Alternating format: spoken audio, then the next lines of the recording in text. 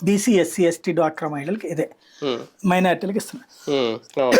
ఏడాదికి. ఉమ్, అదే సందర్భంలో ఇటు పక్కన కాపు నేస్తామని ఇస్తున్నాడు. అవును. ఉమ్, అట్లాగే ఈ మధ్యనే ఈబీసీ నేస్తామని కూడా పెట్టాడు కదా, అవును. 18. తద్వారా డబ్బులు ఇస్తున్నాడు. అవును. వాళ్ళందరికీ కూడా ఇన్ని వేలు ఇస్తున్నాడు. అవును.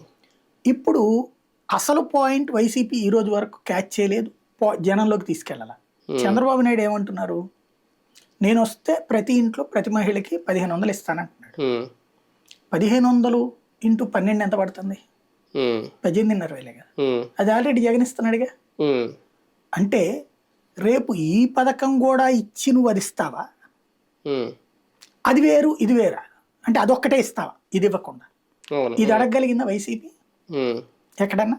ఉమ్, 12,500 ఇప్పుడు చంద్రబాబు చెప్తున్నది 12 నెలలు 1500, ఉమ్, 18,500. ఉమ్, ఇంట్లో ఎంతమంది మహిళలు ఉంటే అంతమందికి అంటున్నాడు. అవును. అది కూడా 18 ఏళ్ల నుంచి.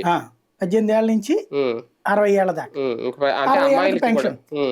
అది వేరు మళ్ళీ, ఆ, అది సామాజిక పింఛన్లోకి వస్తుంది. అది కాబట్టి అది ఎంత ఇస్తావు? అప్పుడు ఈ ఉంచుతావా లేదా? ఇప్పుడు చేయూత, తర్వాత పెన్షన్, ఇప్పుడు వృద్ధాప్య పెన్షన్ వస్తుంది, అవును. చేయూత వస్తుంది, అవును. ఒంటరి మహిళ పెన్షన్ వస్తుంది. అవును.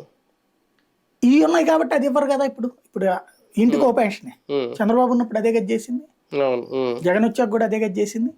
మరి అప్పుడు పెన్షన్ ఉన్నప్పుడు ఇది ఇచ్చేటప్పుడు అది ఇవ్వడు కదా. అవును.